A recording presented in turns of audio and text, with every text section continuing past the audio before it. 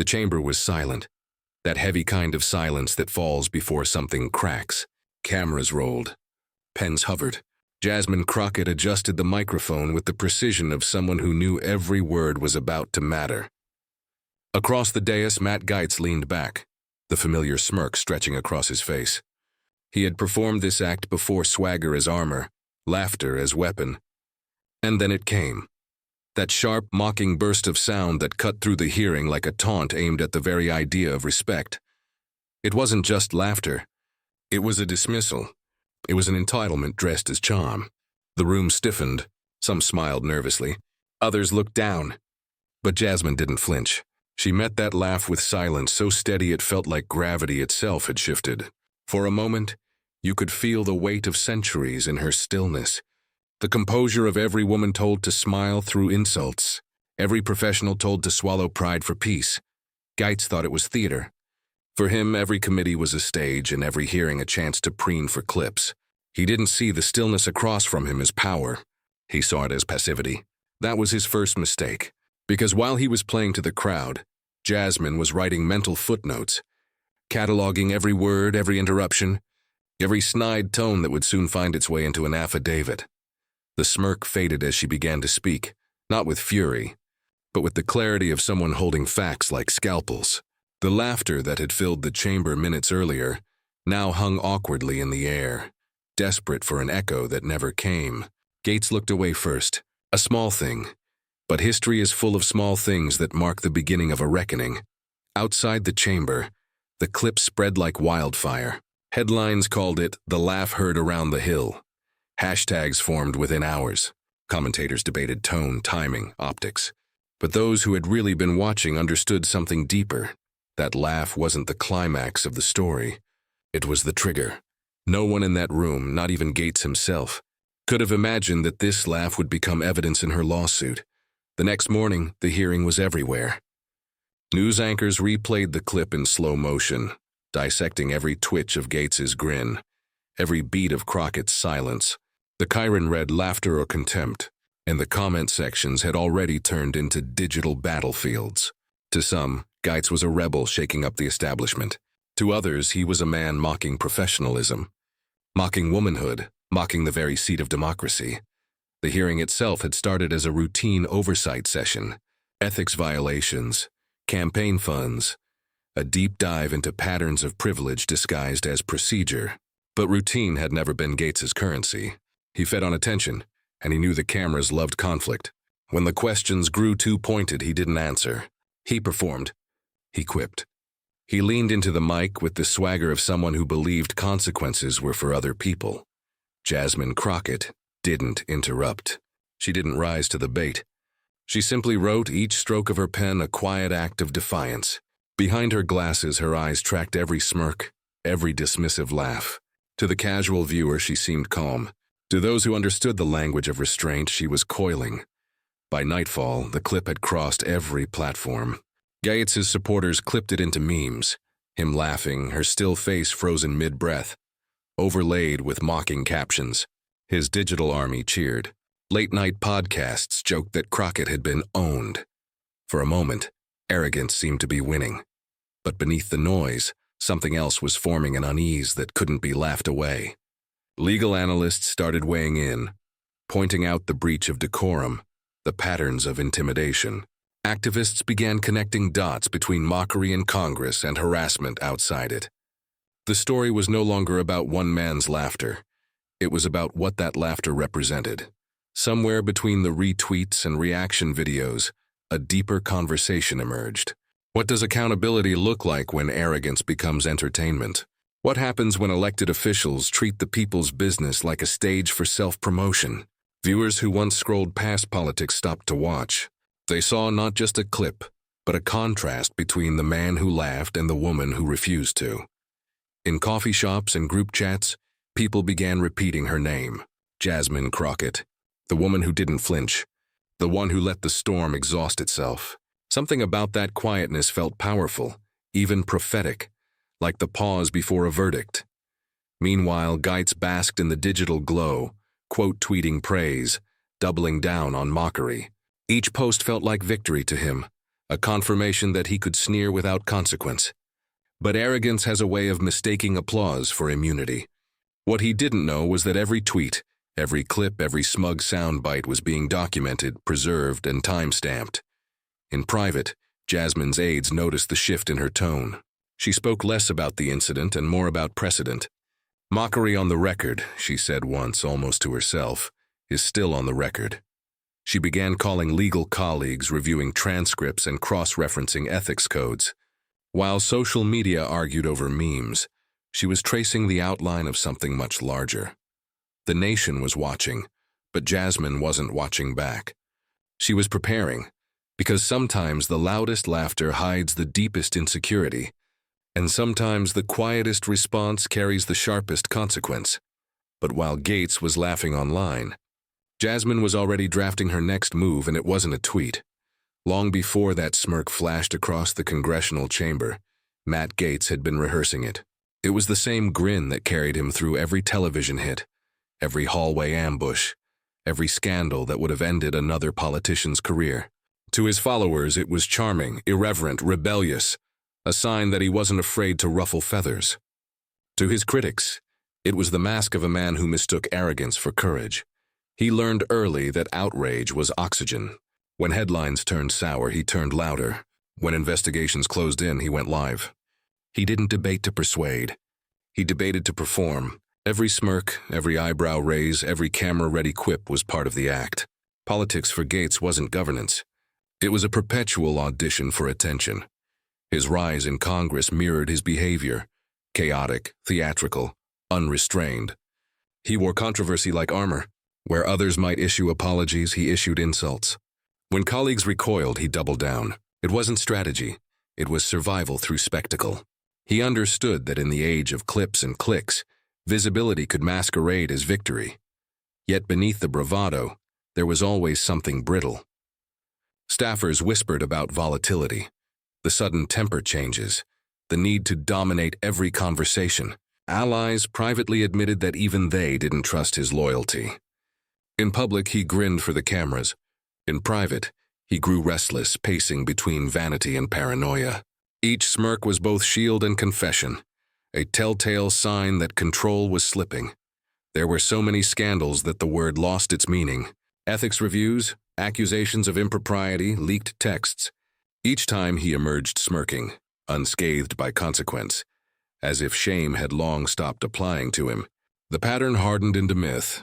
Matt Gaetz untouchable. Matt Gaetz, the man who laughs in the face of accountability. But arrogance is a poor substitute for power. Real power requires restraint, credibility, the kind of earned respect that no performance can replicate. Gaetz had learned how to dominate headlines, but not how to hold trust. And while the media fixated on his antics, his credibility quietly eroded beneath the noise. His colleagues learned to brace for him. Behind closed doors, even his own party treated him like a liability disguised as an asset. They tolerated him because he knew how to feed their base, not because they believed in his word. They knew that one day, his need for spectacle would outshine his loyalty. That day had already begun to arrive. He believed his laughter disarmed his opponents. He didn't realize it revealed him. Each chuckle, each dismissive grin was a reminder that he no longer understood the weight of his own position. Power, to him, was the freedom to mock, not the responsibility to represent. But mockery is fragile currency. It spends fast and earns resentment. When Jasmine Crockett walked into that hearing room, she wasn't just another colleague. She was everything his brand depended on undermining. Poised, prepared, principled. He saw in her what he had long abandoned: discipline. And so he laughed not at her words, but at what she represented. It was instinct, reflex, self-defense, because the kind of composure she carried couldn't be mimicked. It could only be earned. That's the part arrogance never teaches: how to stand still when the spotlight burns. Gaetz had spent his career dodging light, not holding it. When the questions turned toward ethics and misuse, he smiled wider, laughed louder, filling the silence with sound before the truth could settle. But somewhere deep in that performance, the edges began to show. The audience that once cheered started watching differently. What had been entertainment was starting to look like evasion. Arrogance has a rhythm. It rises, peaks, and cracks under its own noise. For years, Gaetz mistook the applause for validation, the laughter for safety. But applause fades and laughter can echo in empty rooms. By the time the clip of his smirk went viral, it wasn't admiration fueling the views. It was fascination with a man finally being seen without the mask. In the quiet moments off camera, perhaps even he felt the chill that comes when bravado stops working. The unease of realizing that power built on noise collapses in silence, because eventually, someone always stops performing long enough to hold the mirror. And in that congressional chamber, Jasmine Crockett had done exactly that without raising her voice, without breaking composure. Her silence had become a reflection, her stillness a verdict. The laugh he thought would define her had instead defined him. But while Gaetz mastered the art of noise, Jasmine Crockett had mastered something far more dangerous: the law. Long before she sat beneath the lights of Congress, Jasmine Crockett learned that silence could roar louder than shouting. She learned it in cramped courtrooms, in late nights at public defender offices, in the tired eyes of clients who had no one else standing between them and a system that had already decided their guilt. Hers wasn't the kind of rise that came from connections or lineage.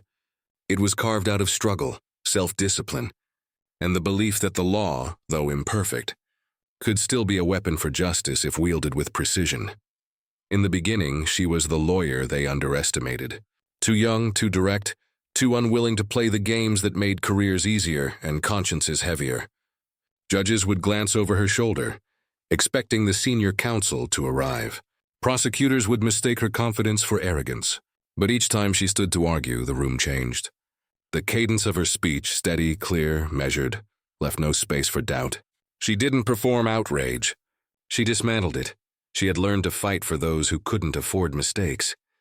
Her clients weren't headlines. They were stories of survival. A teenager facing an unjust sentence. A mother criminalized for poverty. An immigrant accused of simply existing in the wrong zip code. Every case sharpened her sense of purpose. Every injustice tightened her resolve. She knew that in court, perception often mattered as much as proof.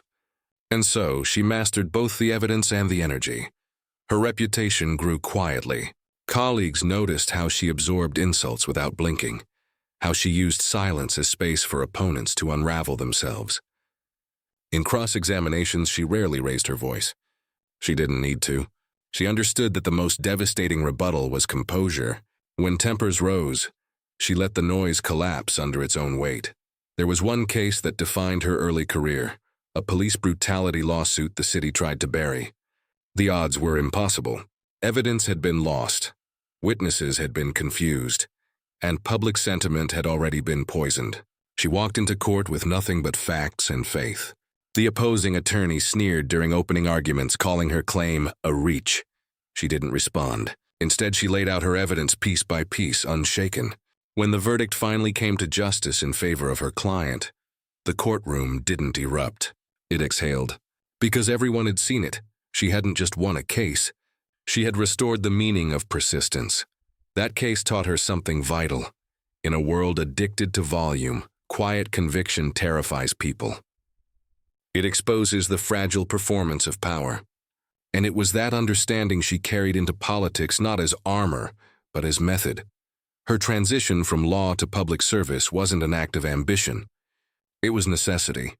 She had watched laws written by those who had never seen the inside of a courtroom, policies crafted by those untouched by their consequences. So she ran not to join the system, but to steady it. The campaign was grueling. Opponents underestimated her again, assuming voters wouldn't rally behind someone who didn't play the usual games. They were wrong. People recognized themselves in her story. The worker who never got credit, the woman who stayed calm in the face of disrespect, the citizen tired of mockery masquerading as leadership. By the time she arrived in Congress, she had already learned that dignity was a form of resistance. The committees were louder, the egos bigger, but the dynamics were familiar. She saw the same patterns she'd seen in courtrooms: power confusing volume for authority, men interrupting women mid-sentence as though the air belonged to them. She met each instance with the same resolve. There was one particular hearing before the Gaetz incident that revealed her mindset. A senior colleague had dismissed her argument as idealistic. The room chuckled. She simply smiled and said, "Idealism wrote your Constitution." The laughter died quickly, replaced by the silence of realization. Moments like that didn't go viral, but they stayed. They built a quiet legend around her, the congresswoman who didn't flinch. Her office walls told her story without saying a word. Framed photos of past clients, newspaper clippings from victories nobody thought she could win. A quote from Thurgood Marshall written in her own handwriting. "In recognizing the humanity of our fellow beings, we pay ourselves the highest tribute." That wasn't decoration. It was declaration. So when Matt Gaetz laughed, when the air in that committee room thickened with disrespect, Jasmine wasn't just reacting to a single moment. She was reliving every courtroom sneer, every underestimation, every attempt to belittle her work by belittling her presence. And yet she didn't rise, didn't roll her eyes, didn't retaliate. She simply took notes, because she knew something that her opponent didn't. Arrogance leaves a paper trail, and the law knows how to follow it. It wasn't pride that steadied her. It was precision. She didn't need to win the moment. She needed to win the record. Years of defending the voiceless had taught her that change doesn't come from shouting the truth, but from proving it. And so, as cameras captured the laugh that echoed through the chamber, Jasmine was already cataloging evidence not of insult, but of pattern. Those who had watched her career could see it coming. The stillness in her expression wasn't defeat. It was calculation. The calm before emotion, the quiet before the filing. She'd faced louder men before. She'd faced crueler laughter. But arrogance always forgets that history favors those who don't flinch. And when arrogance crossed the line from insult to injury, she didn't clap back, she filed back. The hearing began like any other. A chamber thick with pretense, microphones humming, and the quiet performance of civility barely holding together the undertone of rivalry. Cameras rolled, staffers whispered, and somewhere between the shuffle of papers and the flash of lights, Matt Gaetz leaned back in his chair with the confidence of a man who thought the day was his to own. The topic was a serious policy review hearing, meant to probe misuse of authority, but Gaetz wasn't there to debate policy. He was there for the theater. His smirk appeared the moment Jasmine Crockett began to speak. The same smirk he'd worn before during moments when women dared to challenge him on record. Her tone, calm and unshaken, carried the authority of experience. She cited precedent, evidence, accountability.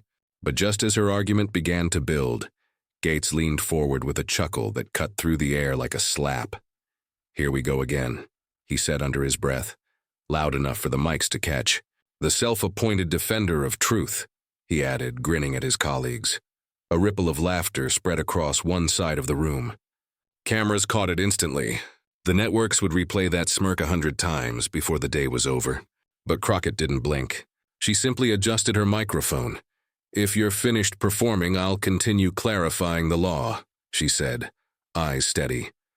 The tone was surgical, not angry, not emotional, just precise. The kind of tone that slices without blood, the kind that draws silence. The room quieted for a beat as though even the air didn't want to interrupt. Then Gaetz leaned in again, doubling down.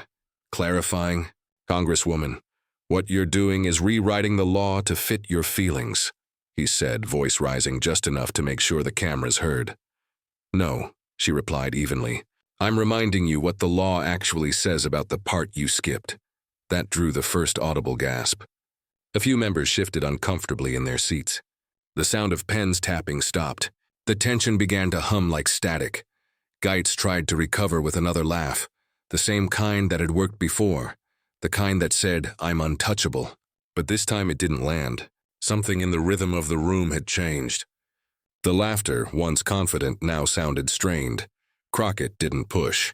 She let the silence hang, then continued her statement as if the interruption had never happened. Every word landed like punctuation to his arrogance.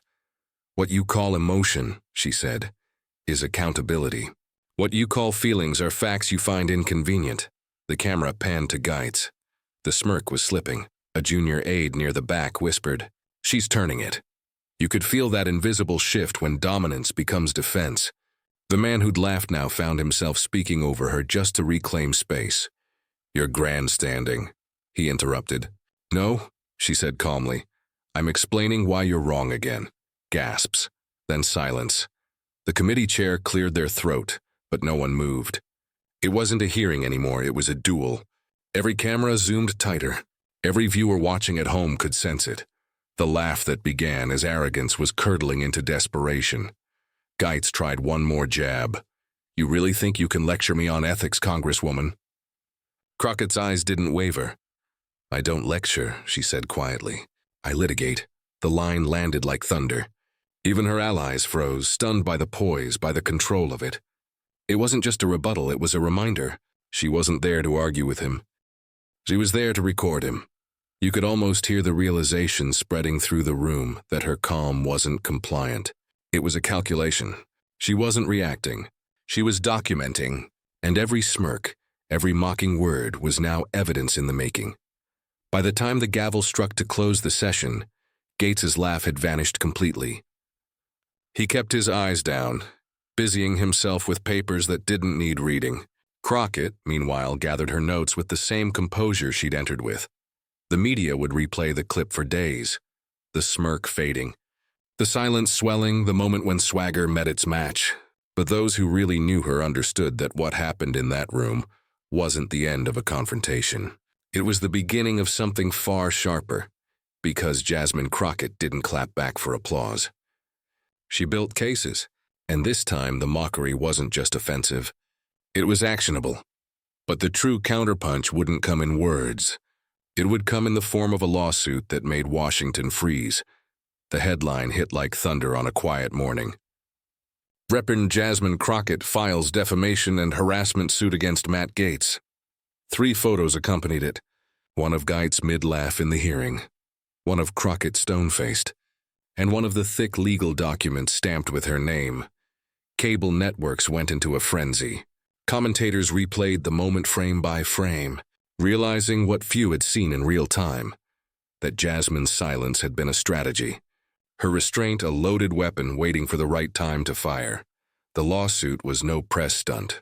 It was a meticulously constructed document of 63 pages of precision, citations, and timelines that connected every mockery to a pattern of targeted misconduct. It reads less like a political feud, and more like an indictment of how arrogance thrives when power goes unchecked. Paragraph after paragraph, her team laid it out. The public mockery, the pattern of interruptions, the personal insinuations disguised as political debate. Embedded in the filing was Exhibit A, the now infamous clip of Gaetz laughing as she tried to present evidence. His laughter, the one that had echoed through the hearing, was replayed in the courtroom not as entertainment, but as evidence. Her attorneys didn't raise their voices. They didn't need to.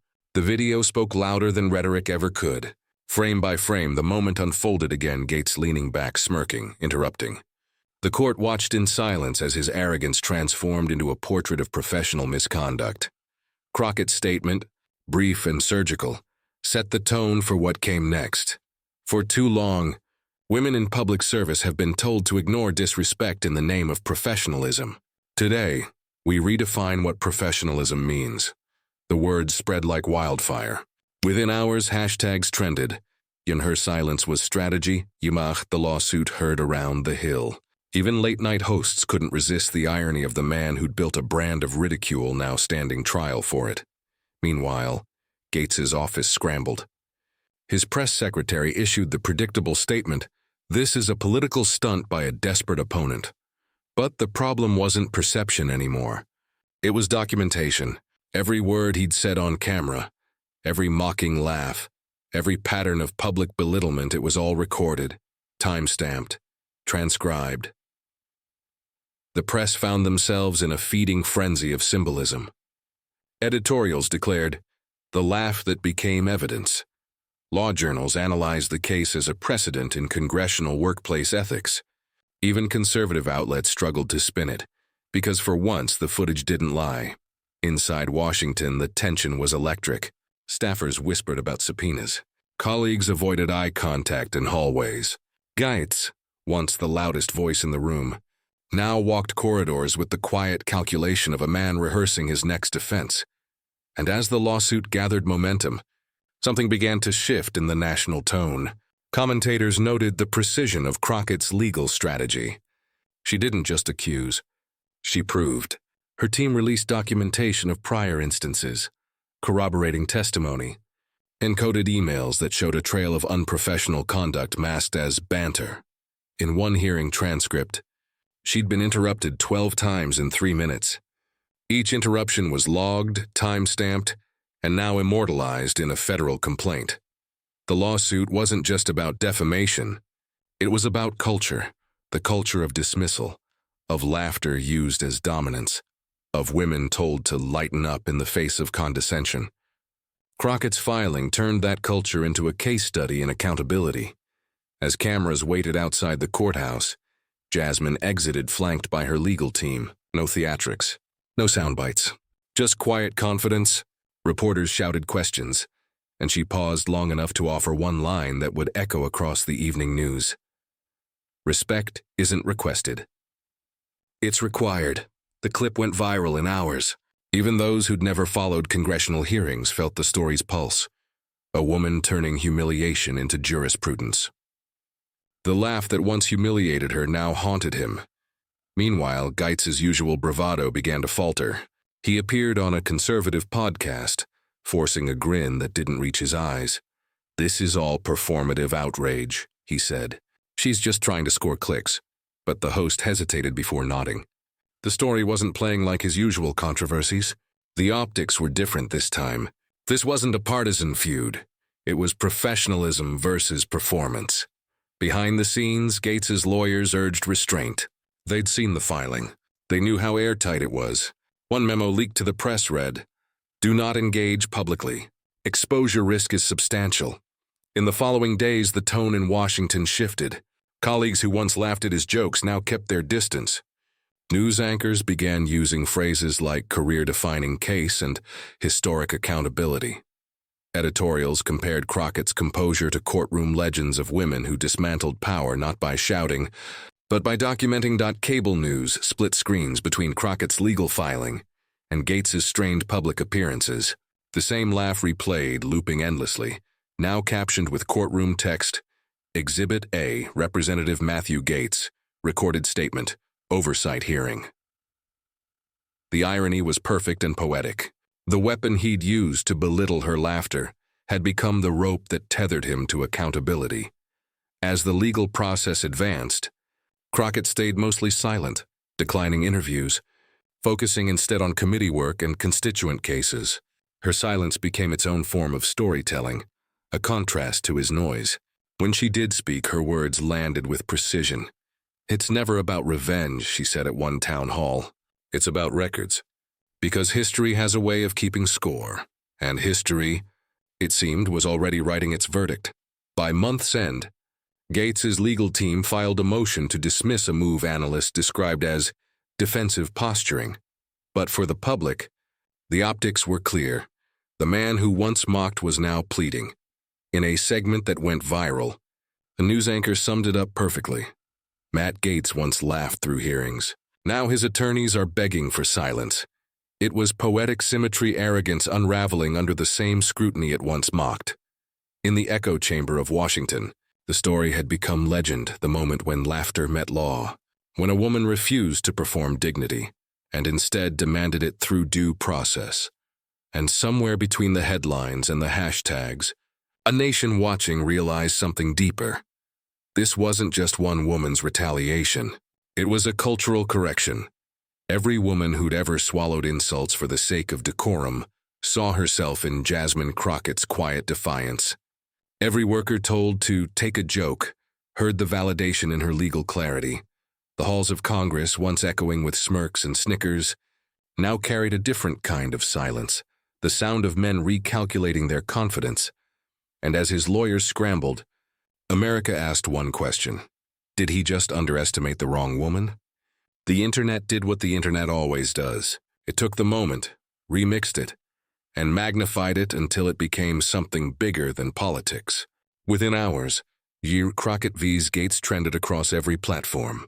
Clips of the hearing were re-edited into slow-motion montages. TikTok users overlaid the footage with dramatic soundtracks.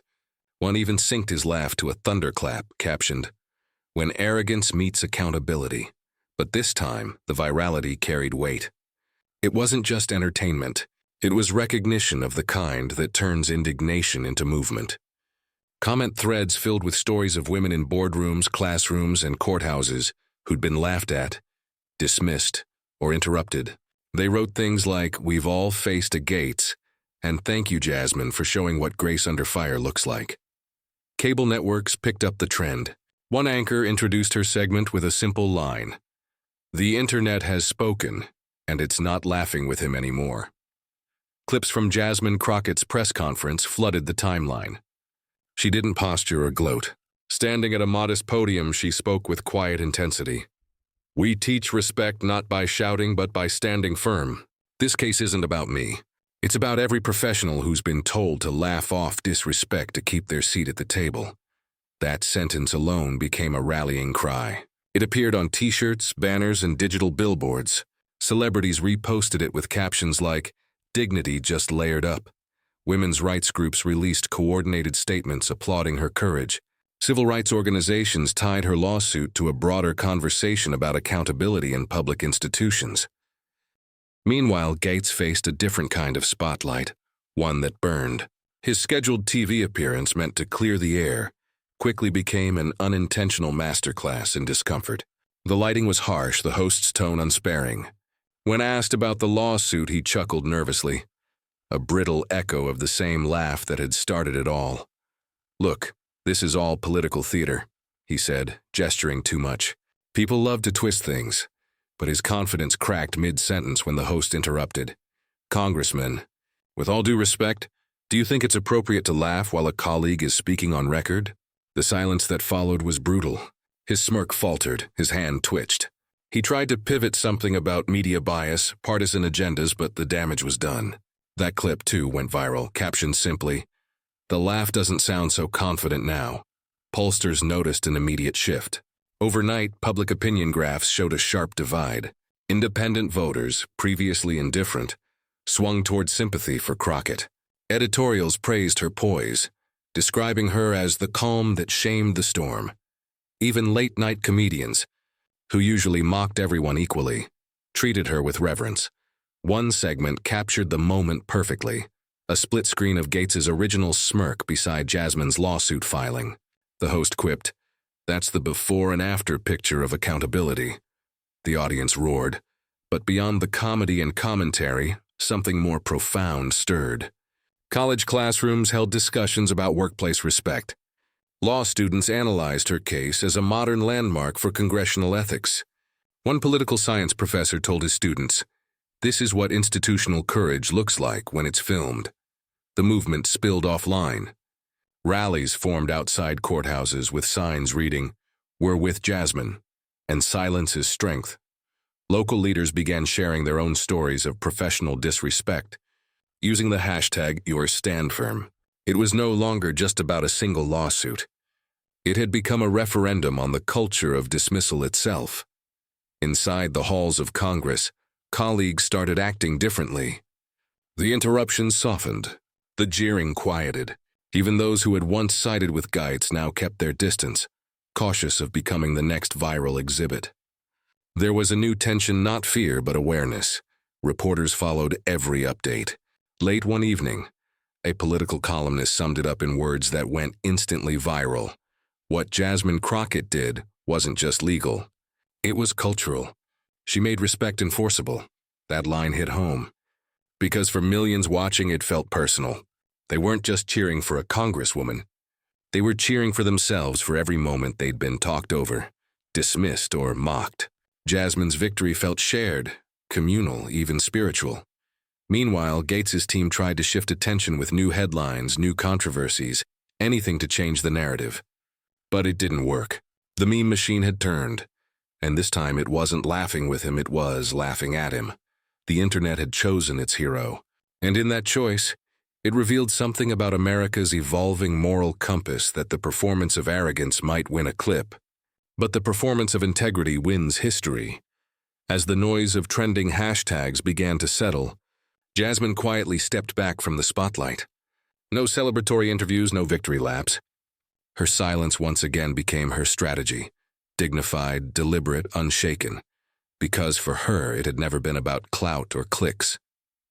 It was about reclaiming something that mockery had tried to steal the right to be heard, without having to shout. But for Jasmine, this was never about headlines, it was about something deeper, restoring what that laugh tried to erase.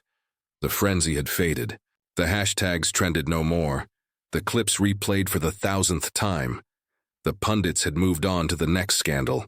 Yet in the quiet aftermath, Jasmine Crockett stood before the nation, not as a symbol of confrontation, but as a messenger of principle. Her words were measured, her voice steady, carrying the weight of experience and the lightness of restraint. "We can't let mockery silence merit," she said, looking directly into the cameras. "We can't let arrogance dictate who is heard or who is dismissed. And we can't mistake laughter for truth." Her gaze swept beyond the chamber, past the headlines, past the viral moments, and into something more enduring, the audience that had seen themselves reflected in her composure. For years, so many had been belittled in boardrooms, classrooms, workplaces, and committees, told to smile, told to stay quiet, told to accept disrespect as routine. Jasmine's victory wasn't just legal, it was moral. It reminded them that dignity, exercised deliberately, becomes a form of power. She spoke of accountability, not vengeance, of courage, not spectacle, of service, not self-promotion. Every phrase carried dual weight, a reflection of her own journey and a universal message for those watching. That integrity can outlast insult, and truth can outshine theater. Every professional, every student, every person who has been underestimated or interrupted should know this: composure is not weakness. Silence is not submission. Calm is a strategy. Courage is actionable. She framed her experience as a lesson, not a triumph of ego. She reminded viewers that the laughter that once sought to humiliate had been transformed into evidence, not embarrassment, into accountability, not vengeance. The story wasn't about personal victory. It was about reclaiming respect as a standard, not a privilege. Across the nation, the lesson resonated. Women in offices shared her speech, teaching younger colleagues to stand firm. Social media posts reflected it, not as memes, but as mantras. Dignity is power, as you stand firm. Educators introduced it into curricula discussing ethics and civic responsibility. Activists used it to frame campaigns against workplace harassment. A single moment in Congress rippled outward, transforming individual resilience into collective consciousness. Jasmine's reflection didn't stop at gender or workplace dynamics. She tied her experience to democracy itself, framing respect for colleagues and constituents as essential to the nation's health. She reminded the public that the institutions designed to serve people can only function when merit and professionalism are honored above spectacle and intimidation. Democracy thrives when voices are heard on their merits, not drowned out by mockery. Justice matters not because it is easy, but because it is necessary. And respect is not optional, it is fundamental. Her calm, unflinching delivery carried an unspoken contrast to the earlier chaos. Where Gaetz's laughter had once dominated the room, now reflection and principle filled the space. The lesson was clear. Power built on intimidation is fleeting. Power built on dignity endures. In her closing remarks, she spoke directly to those who felt overlooked, undervalued, or underestimated. You are seen. Your expertise matters. Your voice can rise above derision when backed by knowledge, preparation, and integrity. The world may try to mock you, but you have the tools to turn mockery into accountability, laughter into history, and disrespect into demonstration of your worth. Her words were not just reassurance, but a call to action, a reminder that resilience is contagious. By standing firm, she hadn't just defended herself, she had illuminated a path for anyone facing condescension, belittlement, or ridicule. Every person who had ever been laughed at now had a model: composure under pressure, strategy over reaction, principle over performance. And as the cameras pulled back, the headlines quieted and the public absorbed the lesson. The message was unmistakable. Dignity is more than virtue. It is a weapon, a strategy, and a legacy. It is the force that turns moments of mockery into monuments of respect. The story of the hearing, the laughter, the viral clips, and the lawsuit had all led to this singular truth. The narrative had transformed from spectacle to moral clarity, from personal victory to universal principle. The final note wasn't anger, not outrage, not revenge.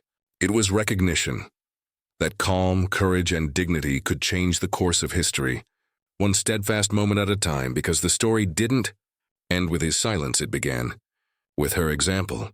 The image that once defined arrogance, Gaetz's smirk in the hearing room, has been replaced by a far more lasting one: accountability in action.